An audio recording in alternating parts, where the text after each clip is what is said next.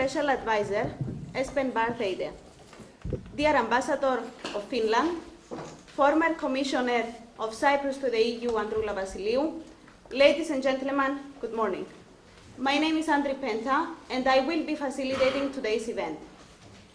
We have gathered here today following an initiative of Global Shapers Nicosia to bring together youth from across the island, aiming at exchanging ideas on entrepreneurship, education, arts, and culture. The Global Shapers Nicosia Hub undertakes activities to empower young people, promote active citizenship, as well as entrepreneurship. Members of Global Shapers come from various backgrounds and walks of life, and they actively participate in the planning and implementation of projects to improve the state of our community. Today's event will include speakers from the business, education, government, and cultural sectors. We will begin by inviting to the stage Mr. Andreas Hadjisofokleous, curator and founding member of Global Shapers in Nicosia, for his welcome speech. Mr. Hadjisofokleous is passionate about building startups. He is currently the co-founder of Food Club, an online ordering platform of food. Moreover, Andreas acts as the vice president of the Nicosia Toastmasters Club.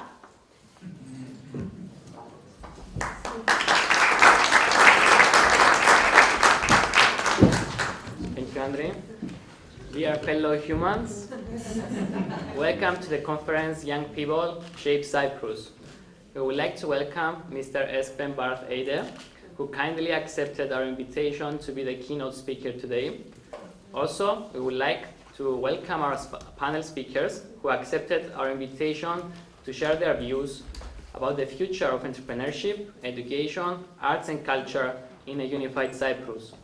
Warm welcome as well to the Ambassador of Finland and to the former European Commissioner for Education, Culture, Multilingualism and Youth, Ms. Androula Vasiliou. Moreover, we would like to welcome our special guests, all of you, and especially the younger generation, who with your presence today at this event, you prove that you do care about the future of our country. Finally, I would like to thank all the supporters and contributors of this event, and especially our amazing shapers who helped in successfully planning and organizing this event under strict deadlines. With your permission, I would like to say a few words about our community. Global Shapers Nicosia Hub is part of the Global Shapers community, a worldwide network of more than 450 hubs around the world, which are led by young people who are exceptional in their drive to make and contribute to their community. Global Shapers Community, with headquarters in Geneva, Switzerland, is an initiative of the World Economic Forum. The Global Shapers Community Nicosia is the first hub in Cyprus. We undertake activities to empower young people, promote active citizenship and entrepreneurship. As part of our activities is today's conference, Young People Shape Cyprus, which aims to include the voice of young people in the agenda of the negotiations between the leaders of both communities. I remember when we applied with Cezich Thompson to open the first Global Shapers Hub in Cyprus, we knew that it would be a challenging task. We had to decide upon a common place for our Shapers meetings, and we had to decide who would be the founding curator and the number of Shapers from both communities who would be part of this hub. However, as both of us are entrepreneurs at heart, our desire to create something meaningful in order to improve our community was much greater than any cultural or political stereotype. We managed to set up the hub within a few months, proving that Greek and Turkish Cypriots can find ways to live, work, and collaborate together as all human beings, as strange as this may sound to some people. We do believe that our example can be applied to all fields. We need leaders with an entrepreneurial spirit and urge to create a sustainable, peaceful future. Global Shapers Nicosia is a non-partisan community. Despite the fact that we have shapers from different backgrounds, we work together with the main goal to improve the state of our community. We represent a new generation of people who avoid labeling themselves. We simply prefer the term humans. With this event today, we aim to urge the leaders of both communities to include the voice of young people in the agenda of the negotiations. By joining our voice today, together, we can contribute in making our community a better place to live. We hope you enjoy our conference. Thank you.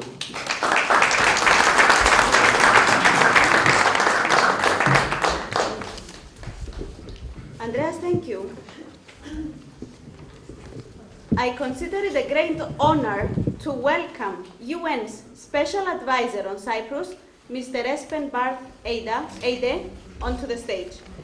In 2014, Mr. Eide was appointed United Nations Special Advisor on Cyprus. Espen Barth Eide is the Managing Director of the World Economic Forum. He served as Norway's Minister of Defense and then as Minister of Foreign Affairs.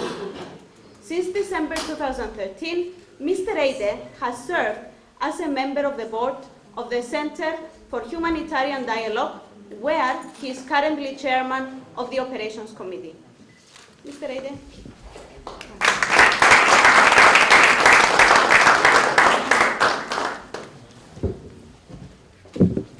Thank you very much, Andrea, and thanks, Andreas.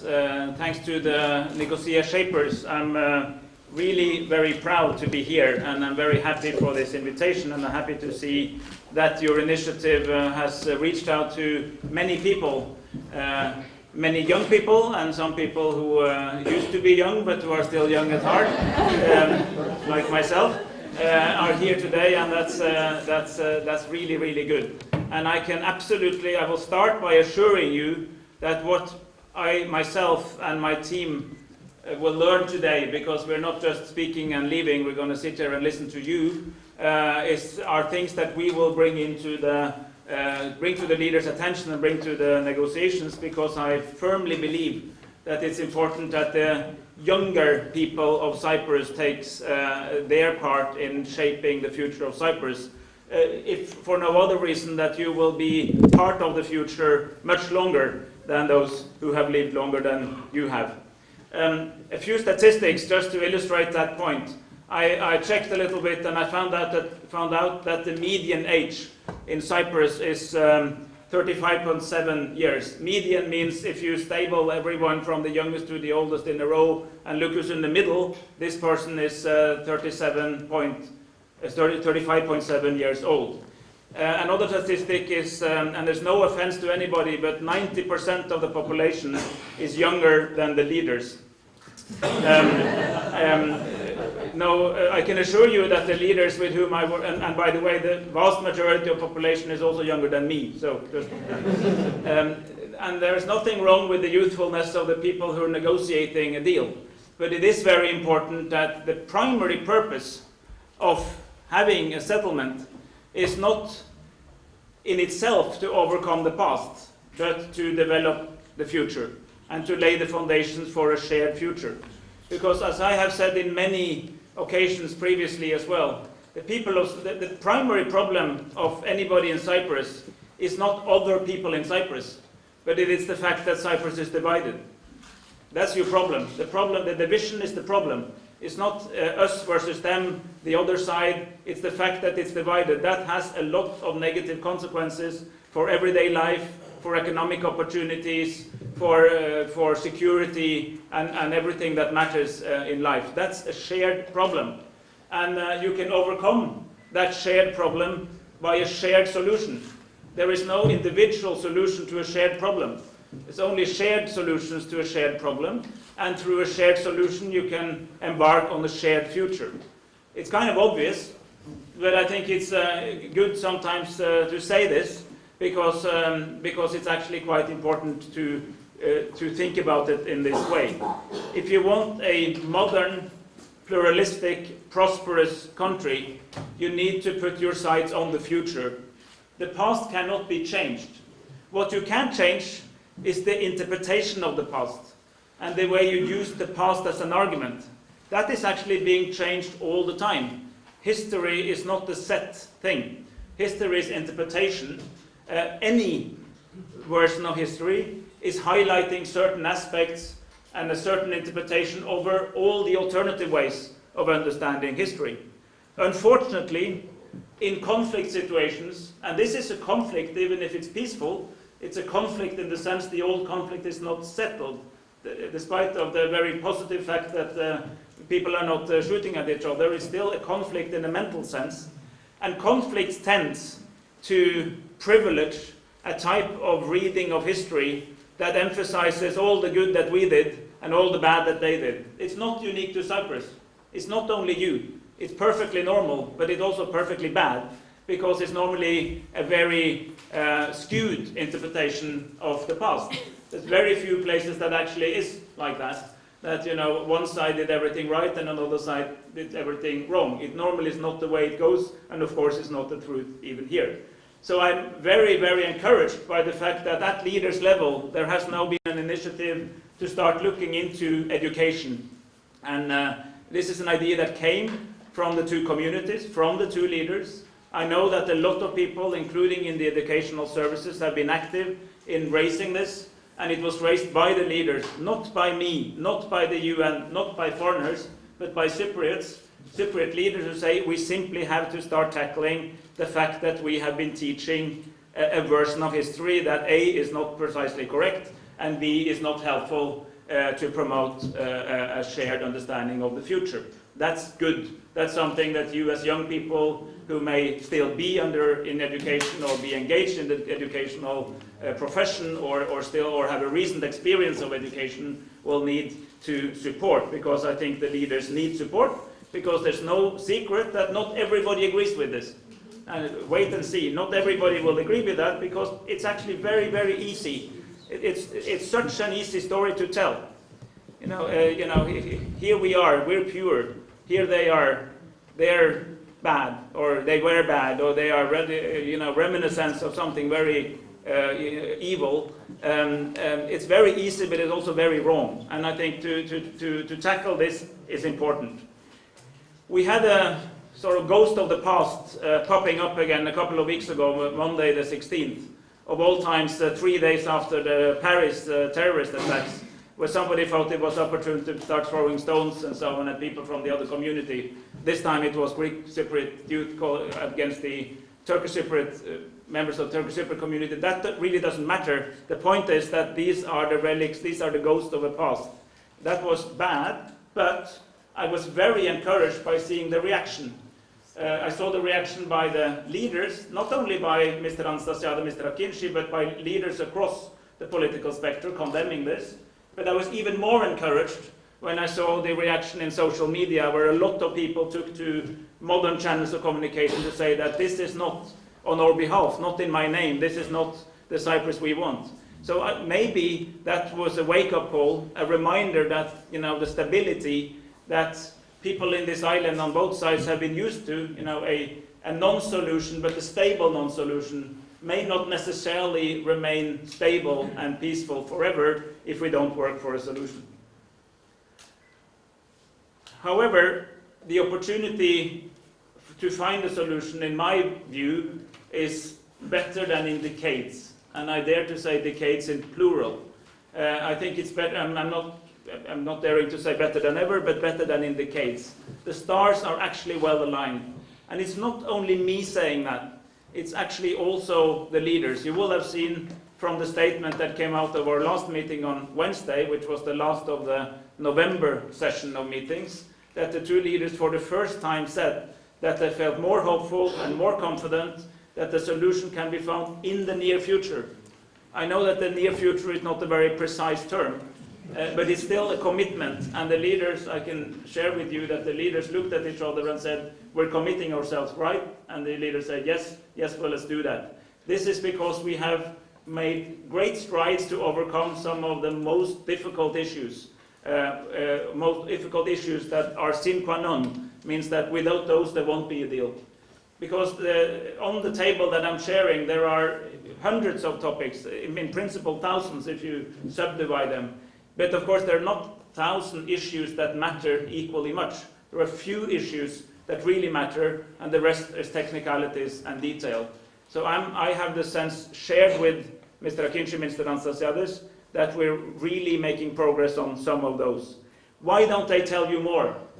I think everybody in the media, and I have my deepest sympathy, I know exactly how it is to try to be analyzing this from the outside, would of course like to hear, we found this solution on, maybe on property, on territory, whatever, and start playing out in detail. But there is good reason. Again, not my reason, it's the leaders who decide. It's a leader-led process. I'm helping them. My team and I, we're facilitating this, but it's driven by them. They believe that it's much better to explain a final solution as a package rather than as piecemeal. And I simply must share with you, it's up to you, you make your own opinion.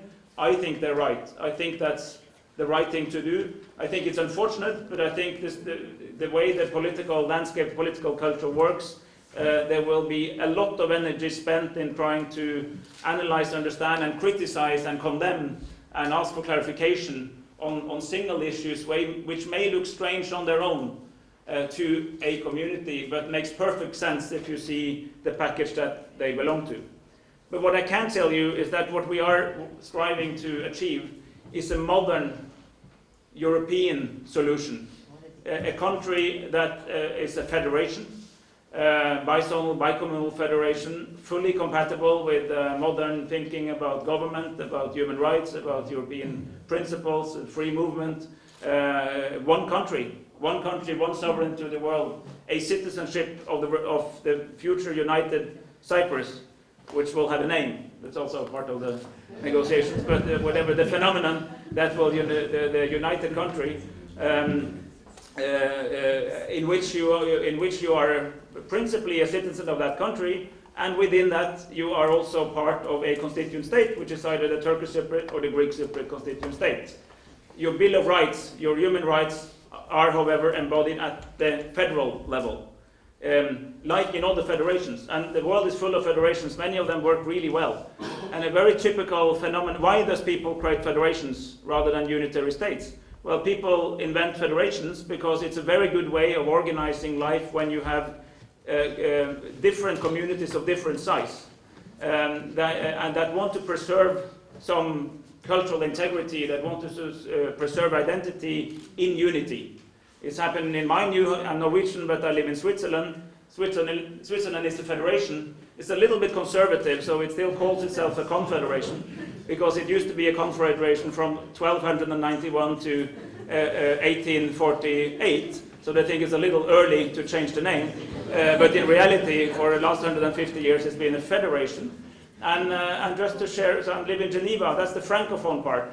It's absolutely French. It's completely French. I also speak German. It doesn't help me for a millisecond in Geneva, because I better speak English or French. I'm French, of course. And if I can't speak French, I will speak English, because the majority language, German, is not the language of government and so on. It works perfectly well. And people move around, but they still preserve this identity. America is a federation, Germany is a federation, Austria is a federation, and so on. Many federal states work really well.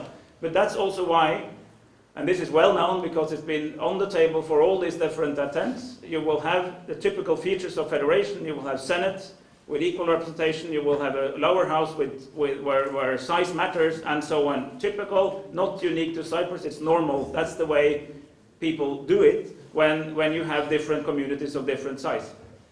One experience which has been rewarding and fascinating in the process of the talks is to see how simply the fact that the leaders, and even more so their excellent negotiators, hardworking people, Andreas Mavroyiannis, Özlem Nami, and their teams, are working on a practically daily basis, sometimes over weekend at night, to get to know, not only to get to know each other, because they know each other really well now. I think probably think a reason to find a solution is that they can start seeing some other people, but also to really deeply understand the nature of the position. So it's not only about agreeing, because disagreement is not bad. I mean, disagreement is not a bad thing. I mean, I disagree with people I like all the time, and sometimes I even disagree with my wife. She normally gets her way, of course, but I'm fine. So disagreement is not bad. What is bad, if you think is the other opinion is an expression of evil. You know, it's impossible to have that view. How can you have that view? It makes no sense. And then you think about it, actually it makes sense. Maybe, reality, you know what? If I were you, I might have had the same opinion. So if I, for instance, represent, so if, let's say, a Greek Cypriot could think that if the population ratio was the other way around, the sort of vast majority of Greek Cypriots and a smaller group of Turkish Cypriots, well, of course, maybe the Greek Cypriot will be demanding certain protection of the smaller community as well. Not because of anything that had to do with either, the fall of Constantinople, but maybe simply because it's a minority, it's a smaller group. Logical modern reasons that can be tackled. And when you change difference into understandable, decipherable difference, it's also much easier to move from difference to agreement and compromise. I come from a country, Norway, where in our Nordic culture we think compromise is a good thing. So the compromise is seen as positive because you bridge gaps. I think, if I may say so, there are different interpretations. Sometimes compromise may be misinterpreted as weakness. You're not standing up for your right. You're not going for 100%. 70% is not good enough. I want 100. But the problem is that approach will not take you to a solution, because there is no the perfect solution. Not mine, but if I am one side, imagine I'm on either side. If I say I want all my demands met and none of his, I know exactly what's happened. There is no solution, of course. It's quite logical. Of course it will not happen. And there is no alternative. At least there is no peaceful alternative to a negotiated solution. And I think the alternatives are to that would be such that you don't even want to think about it. So some kind of compromise is necessary. I'm very happy to see the topics. I mentioned education briefly. I'm sure you'll talk more about that. Entrepreneurship, opportunity, economy. Something that I care a lot about.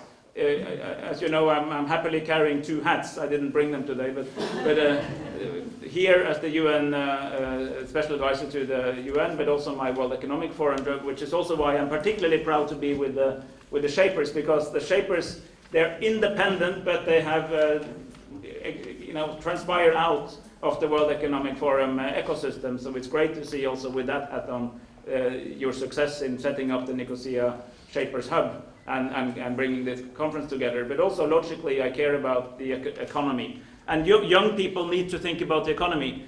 I think now the youth unemployment in the southern part of the island is 33%. In the northern part, it's about 20%. Both are very high numbers. I am absolutely convinced that some of that unemployment is a function of the division, because division is costly. It means that this a tiny, beautiful but small island has 2 economies rather than 1. Sort of, an economy 101 is that 1 economy in 1 island is more smarter than 2 economies. It's quite obvious, right? The division has opportunity cost. There's a lot of things. And the chambers of commerce, the Turkish Cypriot and the Greek Cypriot chambers of commerce, went to great strides in explaining the opportunity cost. The simple cost of it's not only, first it's what you can't do because you're divided. I mean, for instance, the large part of the island cannot export to the biggest market in the neighborhood, Turkey, because of mutual non-recognition. The other part of the island can only export to Turkey. And not to the rest of the world, which is not good for their economy either. And then you have the Greenland regulation trying to soften this a little bit, but this of course holds back an economy that otherwise would be there. The large shipping sector, which is big in Cyprus, cannot go to Turkish ports, which means there's an obvious trade route that could be dominated by Cypriot ships. That can't happen because of the geopolitical division. It will be overcome on day 1 with a settlement right away. So the immediate effect on the economy in that sector. As you are developing more over time, it probably takes more time than was originally thought, but eventually I'm quite convinced this country will benefit from its hydrocarbons future. It's much easier to deal with those issues in the context of a settlement and to make logical, modern commercial decisions, both of investment policies, but also export policies and so on. So there's so many reasons for this. I am also quite sure, and this is a qualified sense, based on conversation with many of the members of the World Economic Forum, that those who know it, it's a private organization and the membership are the largest corporations in the world. A lot of them are looking at what we're doing here with great interest, because they think that Cyprus can be the perfect hub for operations in the Middle East-Europe bridge. It's perfectly located, and a number of companies are now looking for an alternative place to where they have been, because maybe the place they used to be, maybe in parts of the Middle East which are now breaking down, is becoming too dangerous. So they would like to be close but not in that country, and Cyprus would offer itself as a perfect place.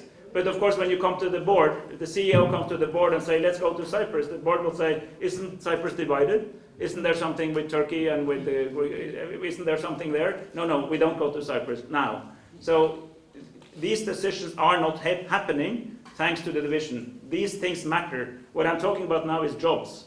I'm talking about opportunity, future, career development. That's what I'm saying. I mean, it's not the interest of the big rich guys. It's the activity they would create if you took away the obstacle that lies in a solution. This is an important part of shaping the future.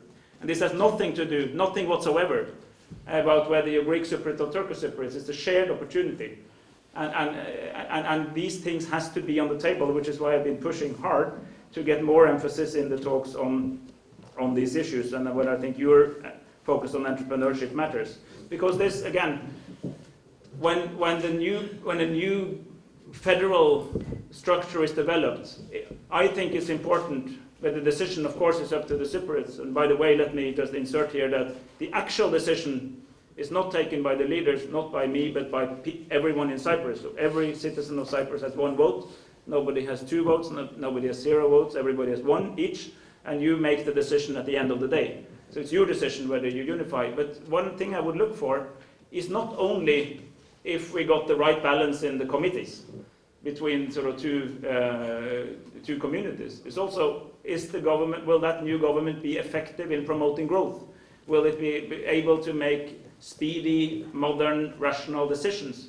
Will it provide for the economic opportunity? Because the possibility is clearly there. That's a given. But possibilities do not just happen. You have to grasp them, take them, and do something with it. And these things, I will say, I'm not talking necessarily about the negotiations as such, but the broader debate about Cyprus in Cyprus is so much focused on the traditional issues. Now, good news is that sometimes people are now looking for new answers to the old questions. But I think what you can, as shapers, as young people, can bring in as some new questions and then new answers to new questions, which is even better than new answers to old questions. Because the questions where, the Cyprus problem, in a sense, over all these years, all these decades, is a layer of position that was taken in a certain context.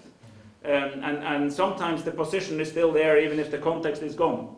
And the context now is the 21st century. Everyone here will live their life in the 21st century. And the 21st century is fundamentally different from the 20th century. And people, countries, they do not get to create new constitutions, new political order every year. It's quite unique. So on the day you have a new constitution, it will be the most modern constitution in the world in a chronological sense, obviously, because it doesn't happen very often. But the ambition should be that it's also the most modern constitution, not in a chronological sense, newest, but actually that it looks like it was made in the 21st century, in 2016, for instance. That it should transpire. Yes, it has to answer some old questions. There are real issues that must be tackled. Property, let me take property. Of course, we need an answer to the property issues. People lost, and people want to know what happened to their loss. Will they be compensated? Will they get back? Can they go home? The answer is already yes, obviously. Go home in the meaning go to where they came from. But what about the property? Well, that's an important issue, and we're making progress. And very important, don't get me wrong, but it is still about settling the past.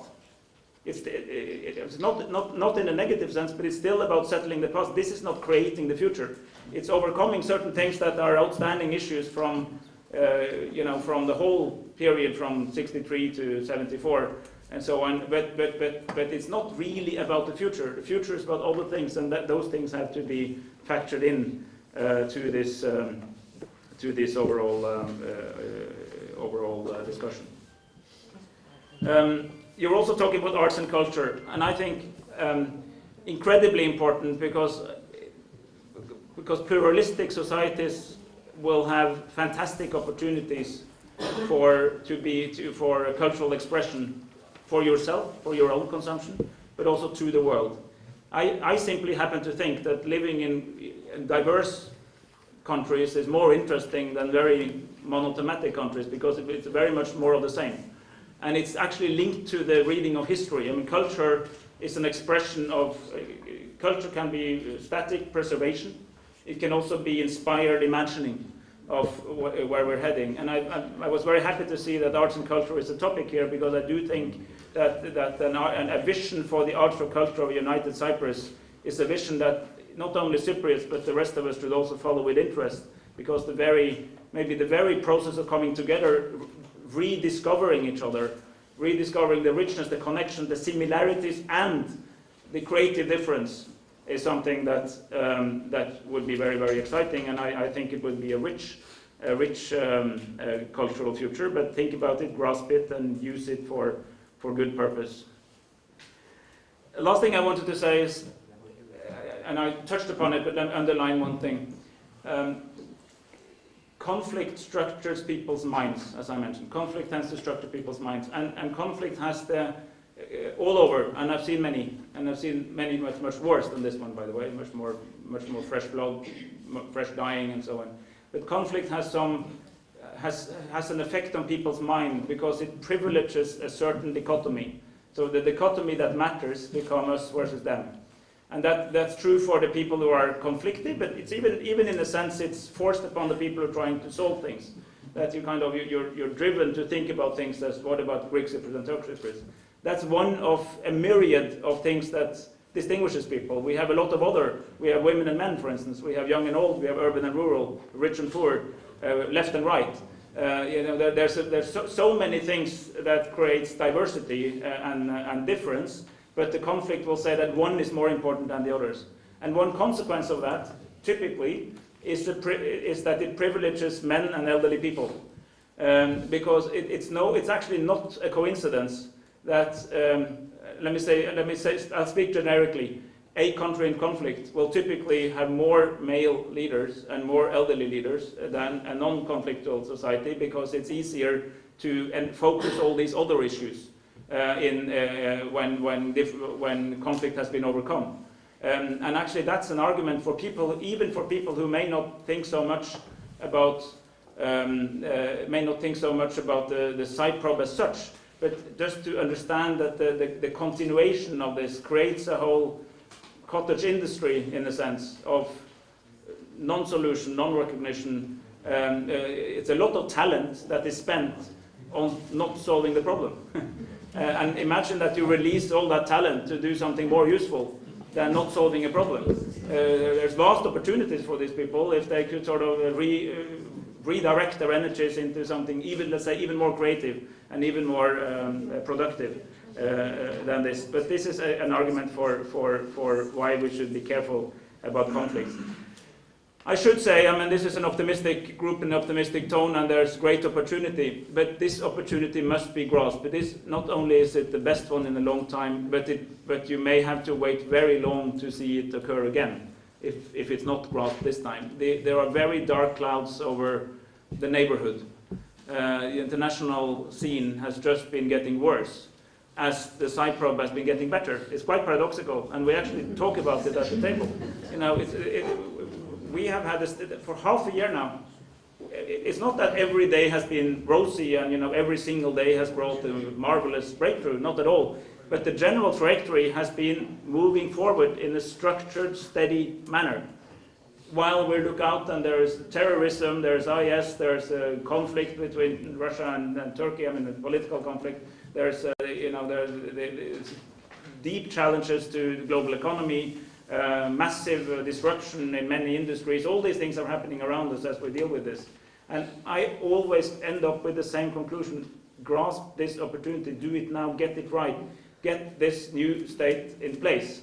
Get the federal United Cyprus on its feet, because you will be much better prepared, all of you, whether you want to go into politics or stay as long away from politics as you can, which I also would understand. But for whatever you do, it will be much easier to do it if you get over the problem. And that's why we need the voice of the young, and that's why it's you, in the end of the day, who have to shape Cyprus. Thank you for the attention.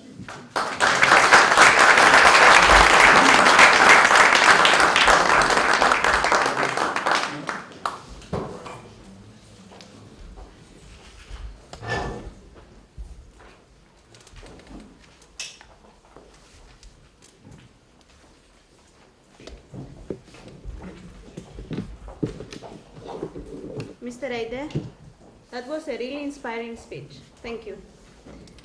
We will now take any questions from the audience addressing Mr. Eide. Some questions have also been received in the past few days through social media. However, Mr. Eide will be with us for a few hours still. Therefore, you will have a chance to find him during breaks and ask any personal questions you may have as well. So, any questions from the audience, please?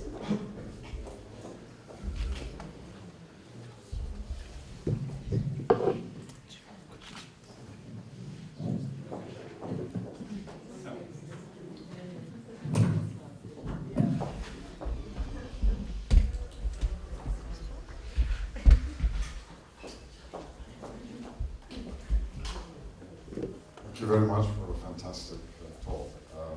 Well, want to say, I don't want to ask a question. I just feel that all the things you have said are embedded and taken to heart. And I liked the comments of a top American politician who said our strength is in our diversity, not our weakness. And I have no questions because I agree with everything you say. So that's it. But you are allowed to disagree, by the way.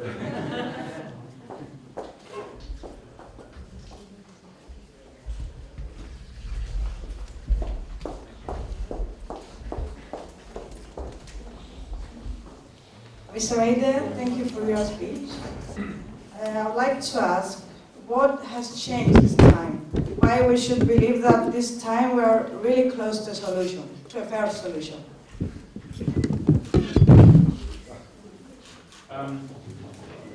Maybe I should answer from there because it can seem. Yes, yeah, sure. So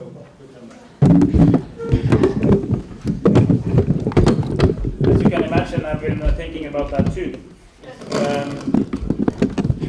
But I think it's in a combination of. All right. I think it is reason number one is that is what's I and many others have said. The stars are well aligned. That there's an opportunity out there in a sense, and this is it's a permissible international environment. Key regional actors would like to see a solution, and there is a mood in the island that a solution would actually be quite welcome.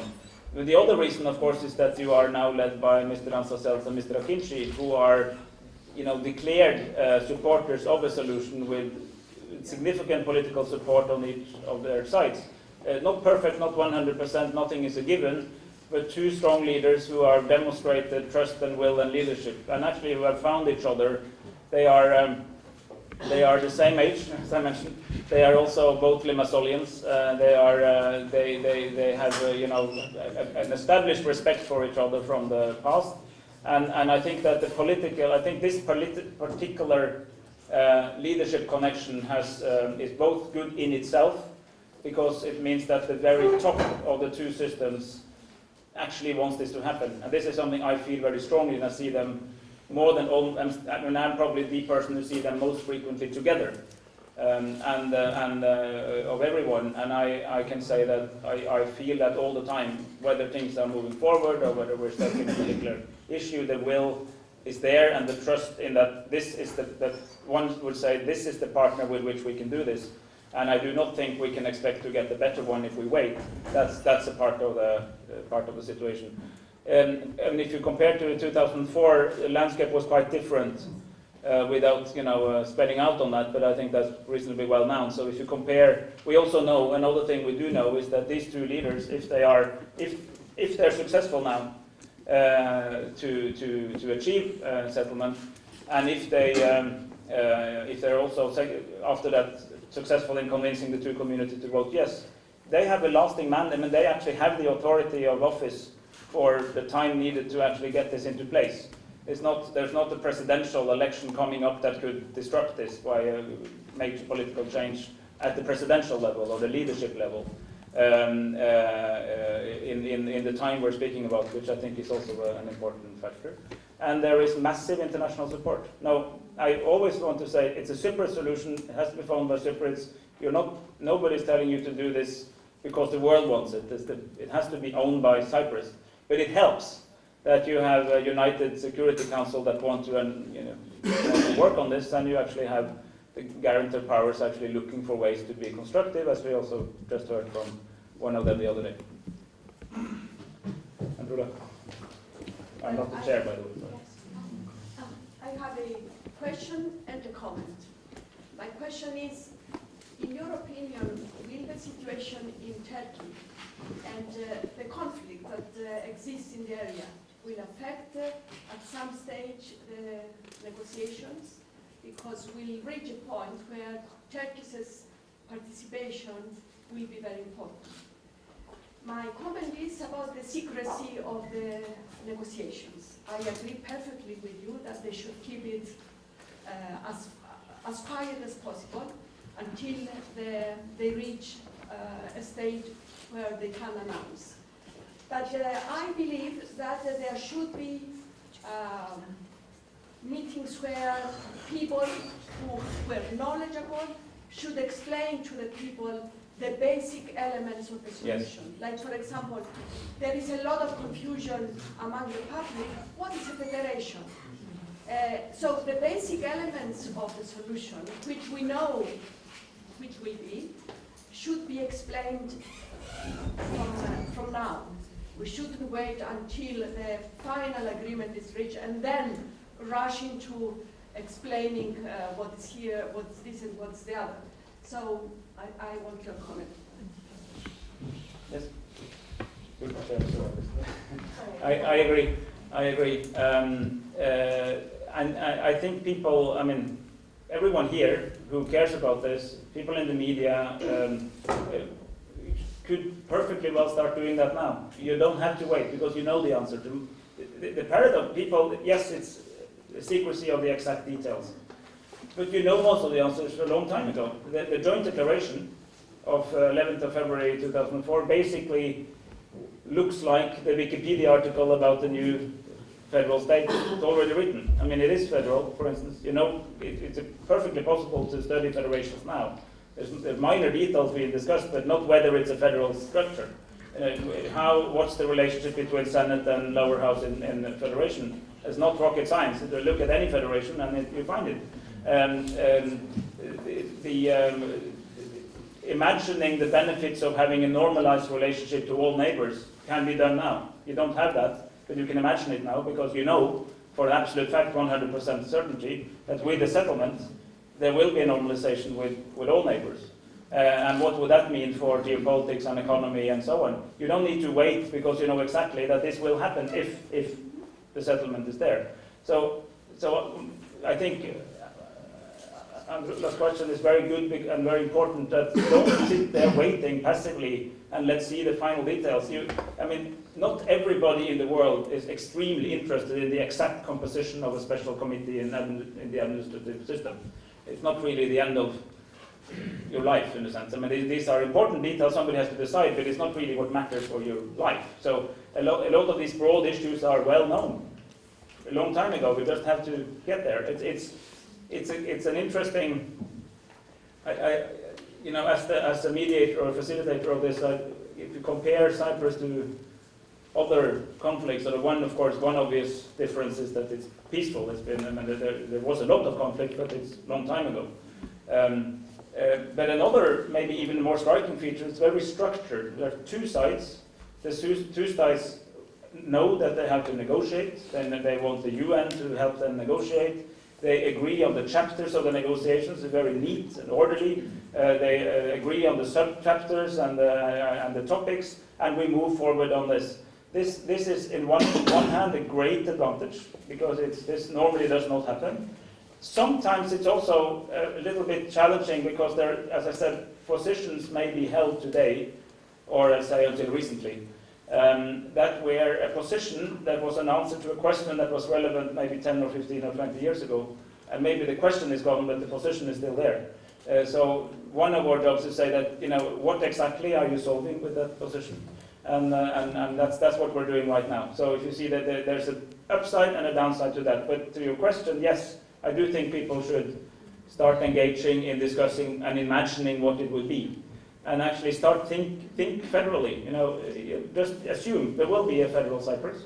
It will be there quite soon. You know, and what will my life be in that federal Cyprus? And for people who think this is scary, is that much of your life will not change. You know, if you will probably live exactly where you live and do exactly what you do in the near future. What it enhances is the opportunity for what you can do. It's not that you're forced to do something different, but you can do something different, and that's a very important thing. So it's nothing to fear, it's something to strive towards. Okay, Chairman. Yes. Yeah. I can group questions if you want, because there are many people. Sure, okay. May I kindly ask anyone who is posing a question to first introduce themselves? Thank you. Hey, any questions from the audience? Yes, sir. My name is... Oh, sorry. Should we take up a question? I can't hear you, I'm sorry. Should we take a couple of questions? Yes, we did take one from here already, from the front. So, number 2.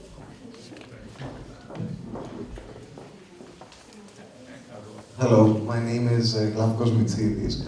I have a question regarding how do we reconcile the fact that we're planning a solution in the near future, so the time is near to arrive at this solution, but we have to overcome years and years of a certain mentality.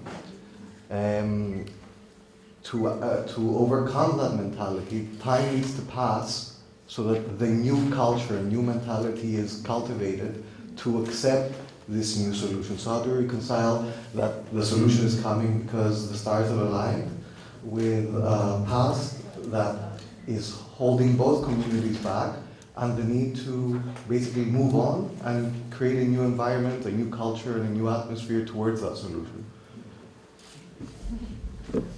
As we are taking group questions, can we take number 2 as well? Yeah. Number 3. Thanks indeed for your inspiring talk. My name is Erhan. I'm going to be delivering the talk about the arts and culture, one of the numbers. I was wondering, why not just the technical committees are being used in a constructive way? Because there are already, there is a cultural committee, and then one of the members are over here as well. Because the situation seems like we are leaders focused negotiations nowadays. However, there are teams of the leaders, and then we don't get to see these people, or we don't hear what they say, what they think, and it's just there's a lot of speculation around it. And I think there is enough infrastructure and enough ideas just to use this opportunity already to create some measures. You already mentioned, you have really used interesting 2 notions, creativity and difference. And I believe that this creative difference could be really used in a constructive way to already start implement things. I was wondering what sort of creative differences the leaders, if you have ever got the chance to talk about, did they come up with something about arts and culture? We are only taking one more question sent through the social media at this point, and the rest of the people will have a chance to discuss with Mr. Eide during break time. Thank you. Andy? My name is Eide. I'm also a shaper. I have some questions from social media.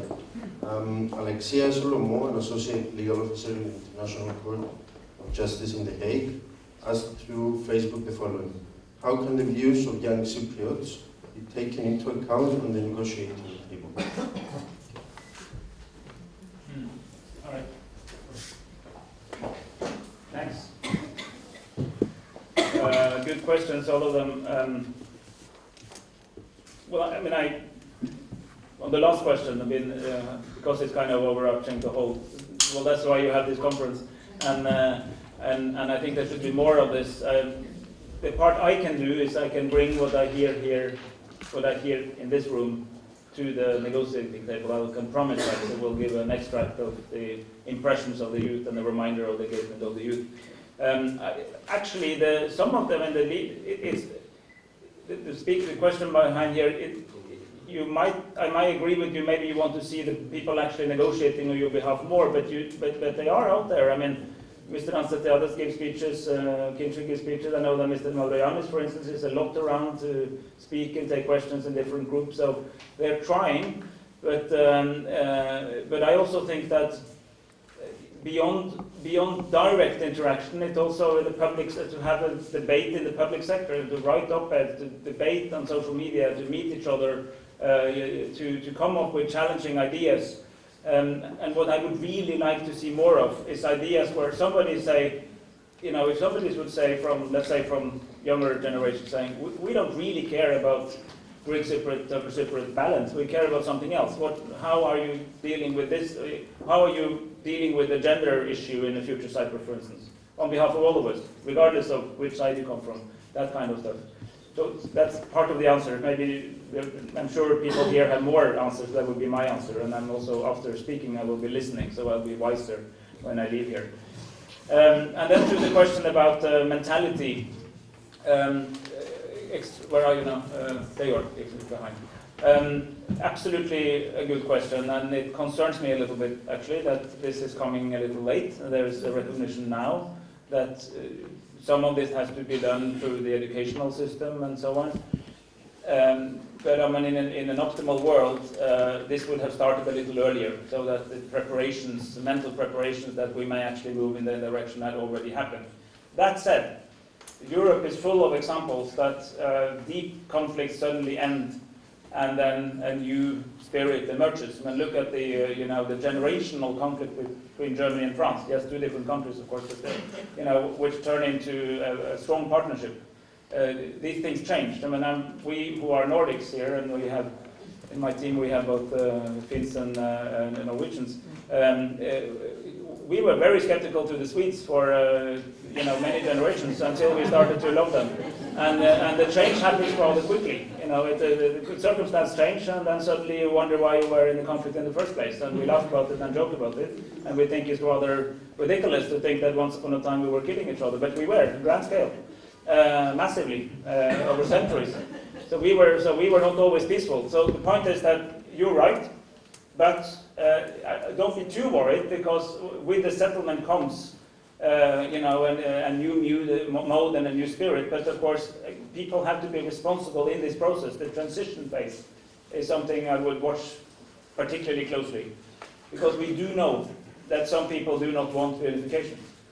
I would even say it's even perfectly legitimate. I mean, I'm not here to tell people that the only legal opinion is to want reunification. If you don't want it, well, that's your problem. It's a democratic society. What is not good is if people try to undermine it through hatred and racism and so on. That's not good, because that would violate basic principles, which are also parts of free speech. That free speech is not absolutely free. I mean, there are certain things you simply can't say, like let's exterminate the other community and that kind of stuff. So I mean, some responsibility, and I maybe appeal to the media, that the media should also be aware of their own responsibility, not in censoring, which is a bad idea, but to be aware of the climate that can be contributed to also in the media setting. So an important reminder. And also the points about committee, yeah. Well, the cultural committee is, Andrula, I'm speaking about you. Sorry, I'm saying that the cultural committee, of course, is one that has shown the initiative to break out of just advising the leaders and do things.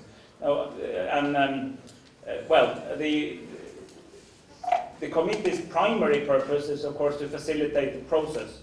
But there are secondary things that can be done. But I would also say, what about everybody else? I mean, engage, shape, deal with the future in wherever you are and whatever you can do, because it's important now. And I would say if people really started to think as if, that could in itself create creativity which would have a positive effect when you move towards a referendum situation one day in the future.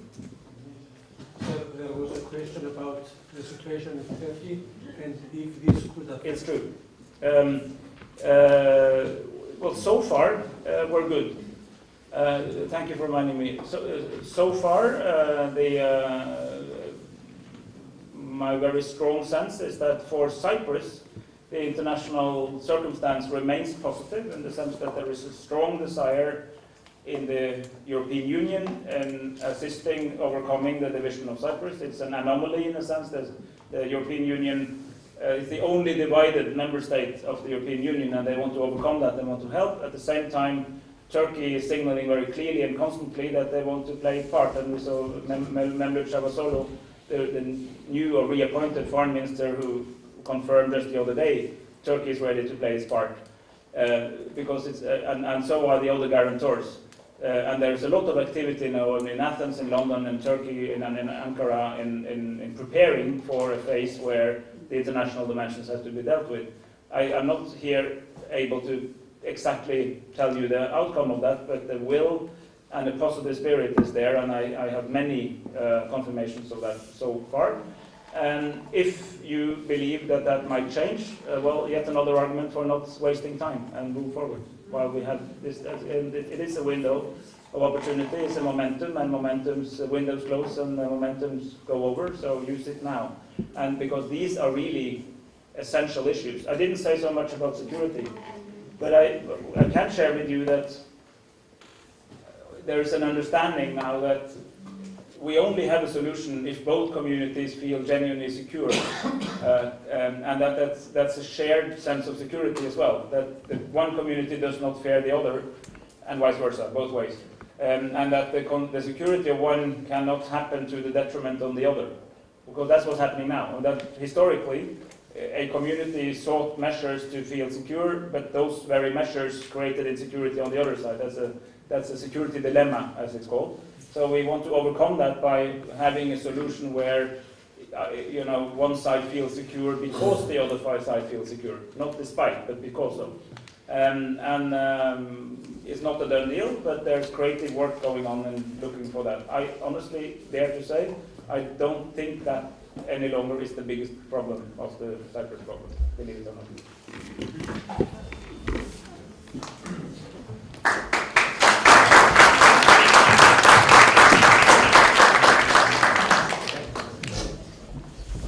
Moving on, may I invite Mr. Kemal Baikali and Mr. Vasilis Petridis onto the stage for the panel session on entrepreneurship. Mr. Baikali is the Deputy Secretary General at the Turkish Cypriot Chamber of Commerce, and he is in charge of external affairs. Mr. Petridis is the CEO of Lygos Cosmos Trading, one of the largest distributors of fast-moving consumer goods in Cyprus.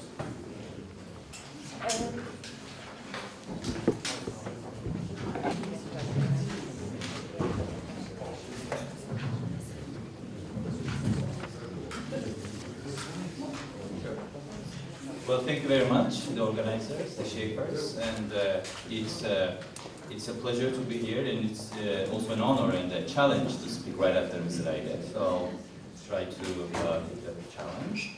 Yes, I work for the Turkish Cypriot Chamber of Commerce, and probably you heard that the chamber representing the business communities have been working very hard to give the message that the solution will be good for the both communities, very simply. I'm not here to tell you about the chamber, but in my short presentation, I'm hoping to give you some idea of what kind of a benefit that could be. Because I think we need to give a whole new perspective to Cyprus. We are convinced that everybody's talking about us, that our problems are the biggest problems on the world, and we have been following very recently that this is not really the case. And I think we need to understand that the time we are in, the location we are in on the world, and then we have to come to a reason. We have to see that Cyprus is an island in an area which is unfortunately dominated with lots of conflicts and problems. And I think we need to remember that although people are talking about that we are, the Cypriots are in their comfort zones, and they don't want to give up their comfort zones for change, but we need to be really aware and look Cyprus from a higher angle and see that those comfort zones are not granted, are not definite, unless we really do something to make sure that the future will be bringing stability on this part of the world, at least on this very particular corner. Otherwise, there is always a risk that future conflicts, or even the existing conflicts, might create even more problems to us. This is the stick part. Now, we have the carrot part as well, where that we need to understand that the current division limits our potential as human beings on this island. And I know that we are talking about the economy and the entrepreneurship here on this particular stage. And I have this sense that sometimes in Cyprus, talking about economic benefits is regarded as if you are selling out your nationalistic cause or for becoming a rich, to put it very simply. In fact, this is not the case. The case is that you need to do things to maximize your opportunities and you as human beings and your human potential. Now, I'm not going to get into too much technical, but very briefly, hopefully, to give you some inspirations, what Cyprus solution can bring. We know that there are prospects in tourism, commerce, shipping.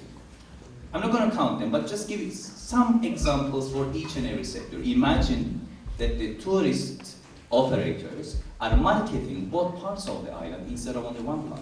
We know that there is more than 1 million tourists coming here to the north and 2 million in the south. And after the solution, it doesn't mean that 1 + 2 will be 3. Probably there will be even more synergies coming out, because now we'll be able to rebrand the island as a newly established country, and everybody will be excited to come here, again, even if they were here. Commerce, I think it's self-explanatory, and I'll mention a little bit more on that. Shipping, Mr. Eide rightly explained it. Currently, I think, if I'm not mistaken, Cypriot flag-carrying vessels are the 10th biggest in the world, but unfortunately they don't have the access to the Turkish port. But this is going to change. Not only that, probably we'll be able to invest even more in that sector because of the proximity to Asia, Anatolia, Africa, go figure. And construction, we are expecting too many new holiday houses, especially, and even in a better economy, that the people coming and buying those houses, because Cyprus now is a nice place to spend their time. Higher education, after the solution of the problem, there will be a big prospect, both the higher education institutions in the north and the south, to market, again, Cyprus as a whole as a destination for higher education. Now, the Greek Cypriots particularly will benefit from accessing to the Turkish ports. Accessing to the Turkish market as well. We are talking about 80 million of people with a purchasing power, despite their political problems, a growing economy. So imagine that you will be accessing to those markets. And imagine that you are accessing to those markets with the Turkish-speaking Turkish Cypriot compatriots. And imagine all the partnerships that you can build to access. And accessing Turkey doesn't mean Turkey only. It means Caucasia, the Middle East, the Islamic countries. The Turkish Cypriots, of course, the Greek Cypriots have the experience in the EU, and the Turkish Cypriots will, of course, benefit from it. We'll be opening to the EU markets. We'll be having an identity as, as economic operators as well. Me working in the chamber, the problems that we encounter to explain that we are from Cyprus, but we are from the north, but we are not Turkey, but still. So go figure. I mean, the daily equations that we are having in that matter as well, and of course, the access to the finance. One of the problems is that Cyprus, especially in North, is not necessarily seen a very good place to give access to finance to. So the Turkish Cypriot companies do not have access to the international finance with a good price. There will be benefits to both Greek Cypriots and Turkish Cypriots, like increased international investments. Both communities will benefit from it. The employment boom, again, especially young unemployment is a big problem. Recently, the two chambers had initiated this internship program where we are sending Turkish Cypriots to the Greek Cypriot community and vice versa. And we see people who are in their late 20s, and then they graduated 5 years ago, and in both communities, I say, and then they have been trying last 4 or 5 years to find a decent job. Those people are bright people, so imagine the economic employment potential of bringing together two economies, two operators, and new investors are coming in. There will be joint projects towards Turkey, to EU, to neighboring countries. There will be synergies of the solution by linking the two economies. Just, again, imagine how the synergies will be occurring. Now, we will need to rebrand our country, our economy, for investment, for tourism, for everything. the way Spain did in 1980s, if I'm not mistaken. And we need to give a message of unity, multiculturalism, and reconciliation to the world. And of course, this again will bring many researchers as well. Imagine all those peace studies will be taking place in Cyprus. All over the years, they were bringing the Irish people in, the South African people in, and now it's time to send Cypriots out to tell our victories. And of course, our biggest asset is the young Cypriots. It's us, it's you. I don't know if me, but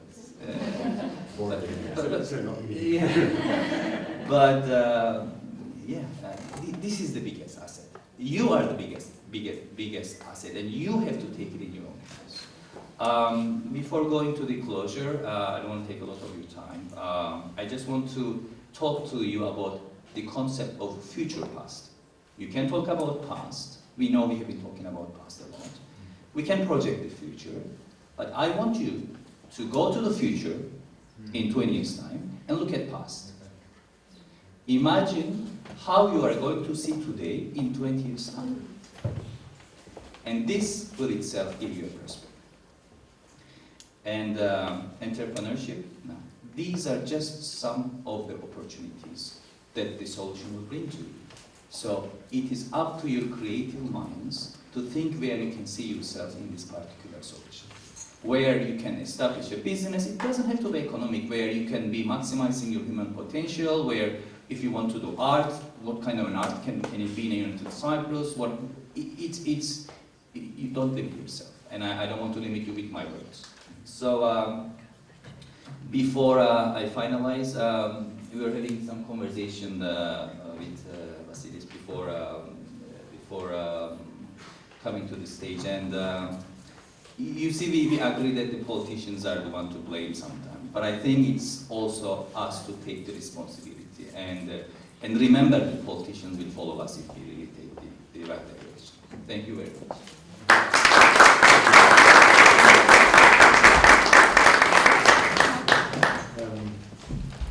Thank you, Mark.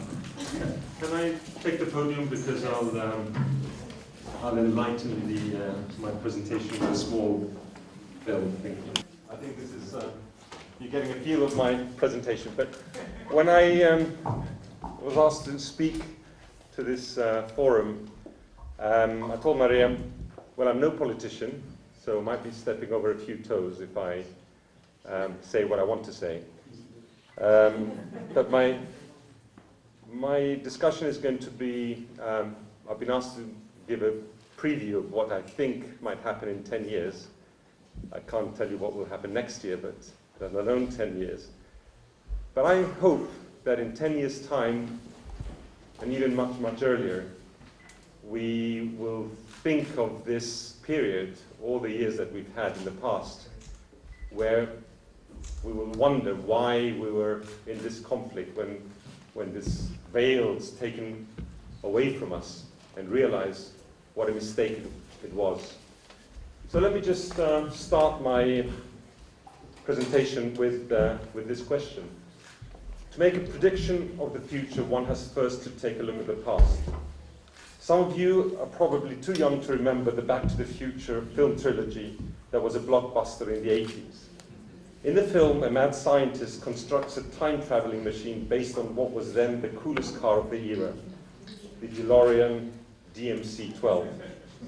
In the sequel, Doc and Marty come back from the future only to discover that their hometown was in ruins and had come under the complete control of Biff, the corrupt school bully.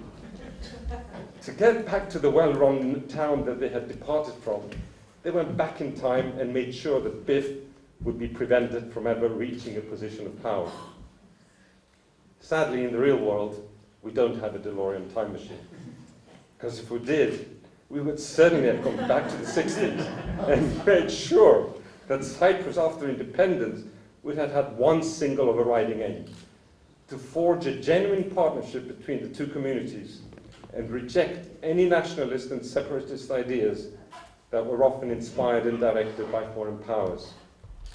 Instead, our politicians politically naive as they were, did all they could to drive a wedge between Greek and Turkish Cypriots and fan the flames of nationalism through Enosis and Taksim to further their own political ends, serving at the same time their foreign patrons.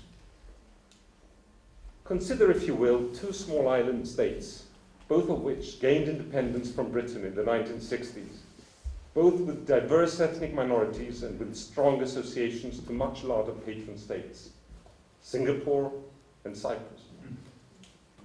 Singapore, with a 75% strong Chinese majority, had to integrate 4 ethnic groups, Chinese, Malay, Indian, and Eurasian, 4 separate languages, Mandarin, Malay, Tamil, and English, 4 religions and cultures, Buddhist, Muslim, Hindu, and Christian. Cyprus needed to integrate just 2 ethnic groups, Greek-speaking and Turkish-speaking Cypriots, 2 religious groups, Christians and Muslims, and merge customs and cultures, most of which were common. If you had asked an independent observer which of the 2 island states had the best chance to improve in 1 generation, their bets would be on Cyprus. Instead, it is Singapore that has been the success story and the envy of the corporate world, applying the principles of meritocracy, multiculturalism, adopting religious and ethnic tolerance, eradicating corruption, and choosing English as the state's official language. It has managed, in the space of 1 generation, to leapfrog from the 3rd world to the 1st. With 2% unemployment, it has the 3rd highest per capita income in the world, one of the only AAA sovereign ratings, and is ranked consistently as the easiest place to do business in the world. If you ask Singaporeans which ethnic group they belong to, they will most likely answer that they are Singaporeans first and foremost. Cyprus was not fortunate enough to have a leader as visionary as Lee Kuan Yew. My generation's future was stolen by politicians on both sides, who were unprepared at protecting and nurturing the newfound republic and inept at leading the young nation into the modern world. Instead of working to build the foundations of the new state, the community leaders could not rid themselves of their biases and well-honed convictions that Enosis and Taksim should be their main focus. The resulting events of 1963 and 1974 sealed any hope that Cyprus could have become a Middle East Singapore in my generation. In the years to 2015, Cyprus has shown a remarkable zeal and resolve to rebuild itself from the ruins of 1974, only to fall prey to excesses and lack of checks and balances by both state and financial institutions, which ultimately brought the economy by 2013 to its knees. The economy has seesawed wildly since the late 90s, resembling more a game of snakes and ladders than a fully functioning economy. And it is fair to say that outside some financial, shipping, and service-related sectors, the investment climate has not been lucrative to attract serious foreign investors. So what will Cyprus look like in 10 years' time? Do we get to have a second bite at the cherry? The answer to this depends entirely on which politicians you, the next generation of post-solution Cypriots, choose as your leaders. If you allow ethnic and religious biases and nationalism to foster, as we did in our generation, then you only have to look at the failed states surrounding Cyprus to conclude that Cyprus will not last even a decade. For prosperity to take root, our inborn tendency for one community to dominate the other and splitting them apart should be avoided at all costs. If we do not fully integrate our societies, Cyprus will remain weak and prey to much larger and stronger competitors. Our only hope to avoid the pitfalls and resist our natural instincts of hubris and dubious party politics is to show our doubtful population that economic prosperity is the answer. To maintain growth and prosperity, we have to cultivate and support a culture of meritocracy, tolerance, and applying the rule of law and democratic values. If our aim is to become the Singapore of the Middle East, and it could well be within our means, then we have to project the different image of Cyprus than the one we have today. Cyprus needs to take a long, hard look at itself and decide which economic model it is best suited to follow in today's competitive world. If, in my view, we choose a model based on a liberal free market economy, we should attune our institutions and policies to offer the best and most efficient means of doing business in Cyprus. We should aim to brand Cyprus as the most business-friendly country in Europe, and the state should facilitate this goal by removing all bureaucratic obstacles while maintaining strict vigilance. The new Federal Republic will offer a chance to remodel our economy on new foundations with an aim of attracting value-added investments. We must accept that economic growth is the only route out of our current malaise, and this growth cannot be achieved by adding to our already exorbitant government debt, which will be under pressure with post-unification funding. Sustainable growth will be achieved when foreign investors feel certain that Cyprus has corrected its erratic policies of the past and offers long-term stability and potential for reward. Entrepreneurship should be the glue that integrates our two communities and should act as a magnet to foreign capital. Again, just like Singapore, Cyprus should first understand the comparative and strategic advantages that we have to offer and target those industries and funds which will add most value to our economy. With smart choices, Cyprus entrepreneurs can offer international corporations an oasis of stability and security in a geographic region steeped with violence and unpredictability. 10 years from now, a new generation of Cypriot business people will seem nothing like today's lot, no longer lining up to join the ranks of the civil service or the well-protected banking sector. Greek and Turkish Cypriot entrepreneurs will set their sights on new horizons, working together in the private sector or in large multinationals. These will have made Cyprus their base, benefiting from Cyprus's unique location, a pool of well-educated multilingual population, low tax status and export benefits. Greek and Turkish Cypriot partnerships and joint ventures will spring up like mushrooms as trust and opportunities help overcome suspicions and distrust. The benefits to both communities will become visible very quickly. Larger and more efficient companies will cooperate and take advantage of economies of scale rather than compete against each other in a single united market. Multilingual skills and cultural diversity will offer access to every corner of Cyprus and will help cement bonds between Greek and Turkish Cypriot business people and employees within corporations. Greek Cypriot and Turkish Cypriot products and brands will find access to Turkey and Greece through trading firms using existing networks. If Turkey manages to temper its autocratic nationalistic tendencies, it will join the ranks of the G10 in 10 years' time, and Cypriot entrepreneurs would be well advised to study how to exploit such a large potential market. I predict a great interest for service companies, legal, accounting firms, IT, etc., offering support to Turkish corporations wanting to set up subsidiary companies in Cyprus, taking advantage of double tax treaties and European status. Add to this the gas revenue that will come on stream, the multiplier effect from rebuilding Famagusta and other undeveloped areas, the new industries and jobs that would sprout from the casino industry, tourism to and from Turkey, merchants shipping, international investment in education and medical centers, as well as research and development, and Cyprus will be vying with Singapore as the easiest place to do business by 2025.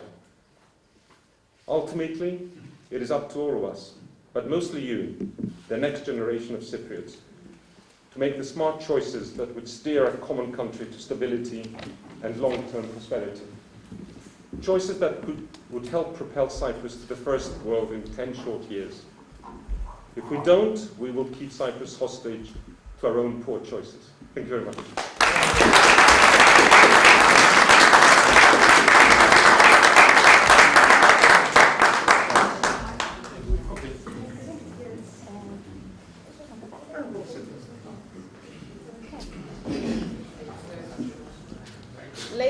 gentlemen, we rarely get the chance to listen to the words of great personalities. Thank you for your words of wisdom, Mr. Baikali and Mr. Petridis. The speakers will now take questions from the audience.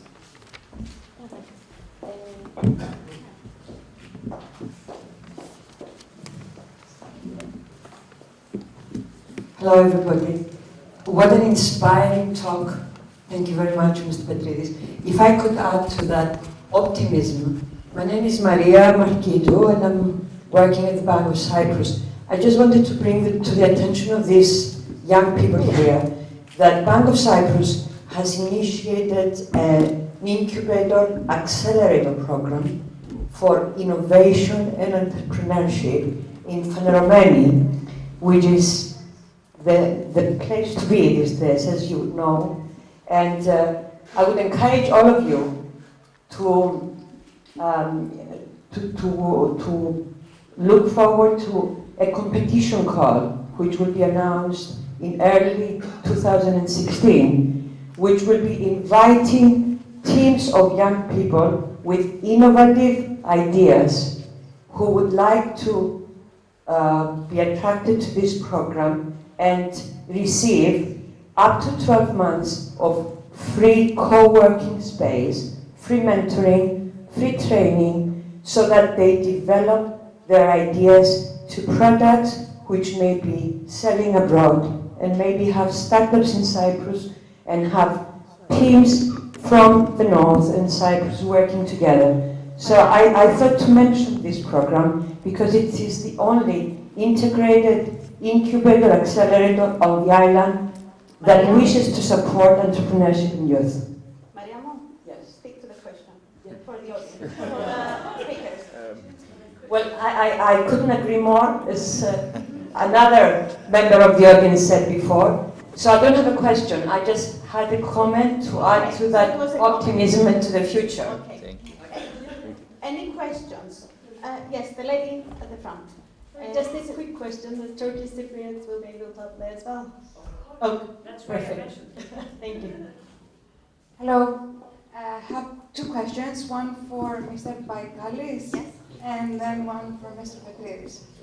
I totally agree if we accept the premise that money makes the world go round.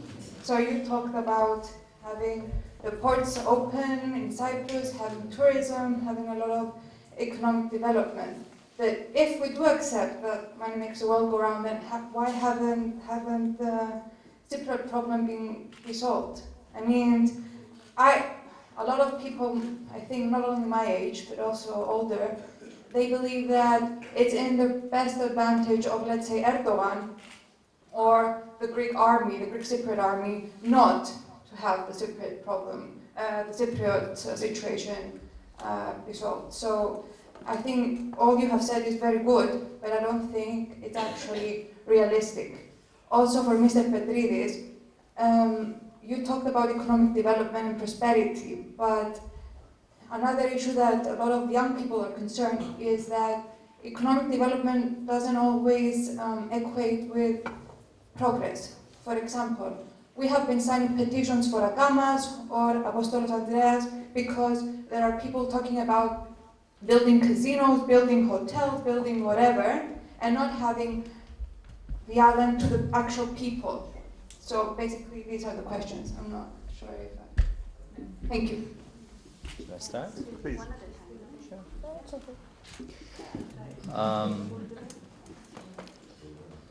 Cyprus is currently one of the oldest problems, existing problems. And UNFICYP came to this island in 1964, so go figure. It is never an easy thing to solve the Cyprus problem, and nobody says that it is easy.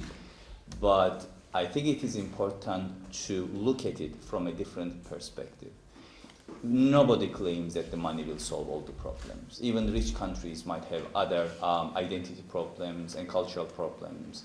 But what we have been trying to do is to let you ask the same questions to yourselves. And why don't we consider the things that we are discussing here as priority and not the ones which have been discussed currently maybe on the island?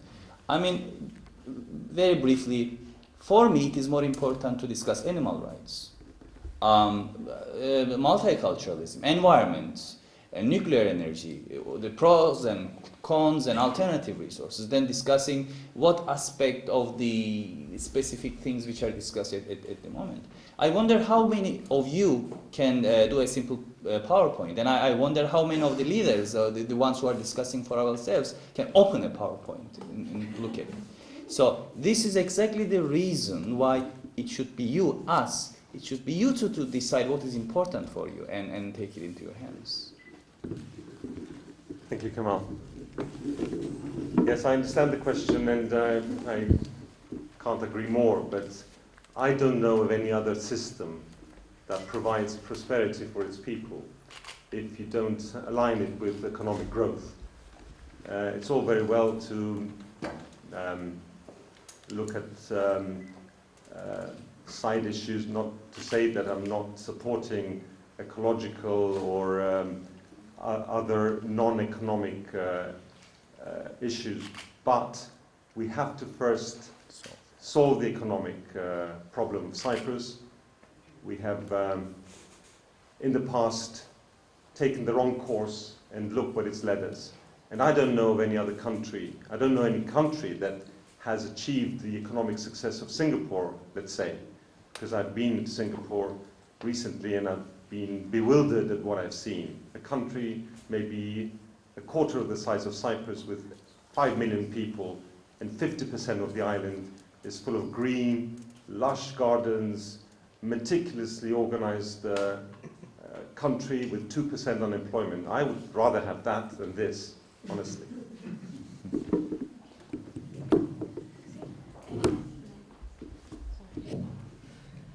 We are taking one more question since we are running out of time. I've seen the gentleman at the back. Hello. Both of you have mentioned about the next generations, and I was wondering whether you yourself are ready to compromise. Because just like by just mentioning and just like kicking the ball towards the young, I believe that like you're not like really taking your own responsibility, and like it doesn't seem as if just you're ready to take the responsibility for today's just problems. Rather, just like you're kicking the ball towards us, expecting us to solve the unresolved problems. And I was just wondering if you're really just capable of like handling the issues today.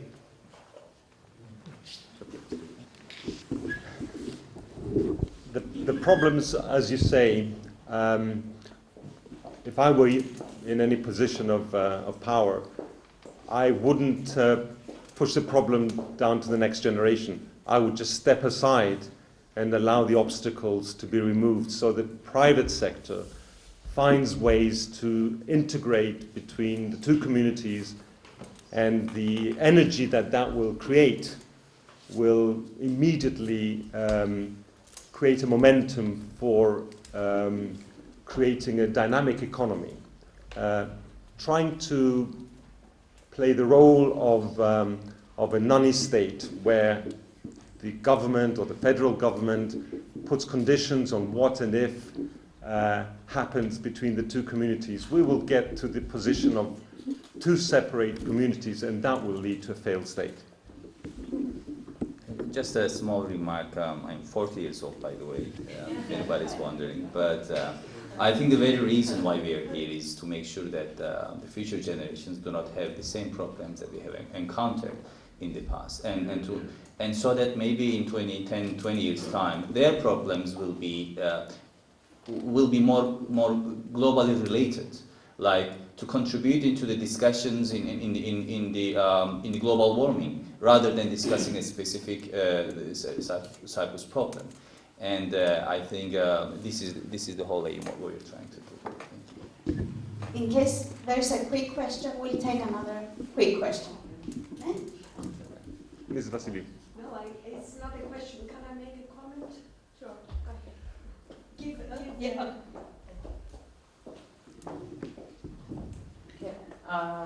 Congratulations to both of you. I think the main question for all of us here is whether we want to create value not just economic value, okay, for our country and for its people. I can agree more with Vasilis that economic growth is the only way. And I can see the concerns of previous people that asked questions, but I'm just wondering if the problem is whether the economic growth it's going to bring us security and make us feel more safe in this country, or whether if we don't have such economic growth, it's going to be better. I mean, just look at the near past and just visualize the future that Vasilis was talking about. I mean, this is something that we have to consider. Thank you. Well, I think that the precondition for success in the future is that we change our way of thinking and our behavior. Let me give you one example. Somebody mentioned Agamas. Well, it was 25 years ago that President Vasiliou decided to declare Agamas as a national park. And maybe it's one of the many reasons that he lost elections. But we had been discussing about the Agamas for 25 years, and now we've changed our position, and we say, yes, we limit the national park to the government control or government-owned land. Well, this is not the way that we should succumb to pressures, because I know all these years there have been real pressures about it. The second is, you mentioned very rightly, Vasilis, about Singapore and Lee Kuan Yew. I happen to have met him. He was really a strong personality, and he was almost what I would describe a democratic dictator. Yes, he was. He would never succumb to pressures. He would do what he considered right for his country and go ahead. Are we prepared to do that? This is a big question. It's a stake that we have to take here. Again, sorry, Kamal, I'll just jump in here. I couldn't agree with you more, Mr. Vasiliou. Again, when I say progress and economic prosperity, I certainly don't mean that it will overshadow all our other concerns, and I'm for Agamas exactly like in your position. When I mean progress, I mean structured progress where the government needs to limit excesses. We've seen what uncontrolled excesses have done in other countries and in Cyprus as well. So yes, structured growth, moderate growth, being careful not to damage our country and mindful of the weaker people in our country. All these things, we have to put a balance. Thank you. You want to say some closing remarks as well? I think we no, go ahead. You see, maybe we should say enlightened despotism rather than democratic dictatorship. You see, some people are saying that we're drawing a rosy picture for the future. The reason why we are doing it, because we don't have it. The picture at the moment that we are in is not rosy at all. And it is definite that the transition period will have its own concerns, problems. It is not going to be easy. We have the Turkish Cypriot economy, which is outside the acquis communautaire for years, and we need to catch up, and we need to be able to compete and integrate as well. These things take some time. It's not going to be easy, and it's sometimes going to be a little painful as well. But the picture that we are drawing is where we want to achieve, and it is up to you to take the challenge or live with it. And I think these are my final words. And I'll just close by saying that all those ideas that look so far away are just a short 10 years away. And honestly, you will come back in 10 years, all of you that are young enough, that you have your whole life ahead of you, and you will dream of what Cyprus was like without progress that will come, and you will wonder that somehow a veil of darkness or of unprogress was cast upon you. And when it's lifted, you will see how Cyprus could be. And I believe in that.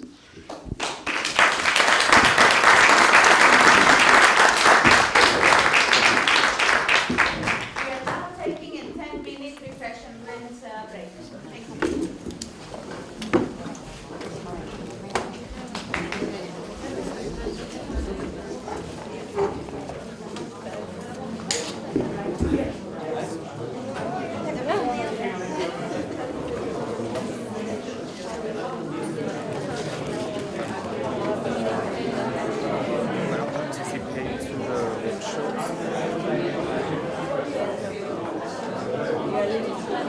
No,